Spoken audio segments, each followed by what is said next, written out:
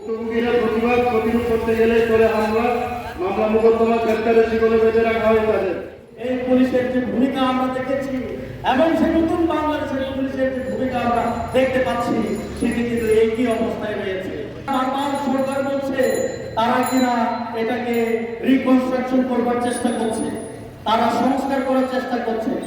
এই সংস্কারের নামে যদি আবার বাংলাদেশকে নতুন ভাবে আরেকটি যুদ্ধে যদি তারা স্থাপিত করবার চেষ্টা করে তাহলে সেটি অনেক ভয়াবহ হবে বলে আমরা বিশ্বাস করি।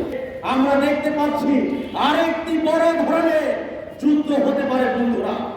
সেই যুদ্ধ হতে পারে নিরাপত্তার জন্য, সেই যুদ্ধ হতে পারে অধিকারের জন্য, সেই যুদ্ধ হতে পারে আবার নতুন করে নতুন ভাবে বাঁচবার জন্য। বন্ধুরা, আমরা মনে করেছিলাম বিগত 16 বছরে যে নিপীড়ন, যে নির্যাতন, যে আওয়ামী লীগ ফ্যাসিস্ট সরকার করেছিল সেটি বন্ধ হবে, কিন্তু সেটি বন্ধ হয়নি, সেটি মাত্রা আরো দ্বিগুণ হয়েছে।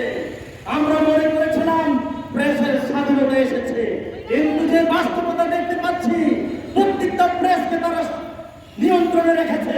প্রেস এখন আদিবাসীদের কথা লেখে না, প্রেস এখন দুঃখ যারা কষ্টে আছে তাদের কথা লেখে না। কারণ কি এই প্রেস এখন আরেকটি ফ্যাসিবাদের রাষ্ট্রে পরিণত হয়েছে, এই ইন্টারিম গভর্নমেন্ট। এই দিন দুপুরে আমরা এখানে দাঁড়িয়েছি, সংখ্যায় বিবেচনা করবেন না, মানুষের আবেগ, মানুষের যুদ্ধ রণকৌশলকে চিন্তা করবেন। যুদ্ধ সংখ্যায় হয় না, যুদ্ধ হয় রণকৌশলে। যদি প্রয়োজন হয় এই পাহাড়ে আবার নতুন রণকৌশল হবে, তখন কিন্তু এই জোয়ার কেউ থামাতে পারবে না।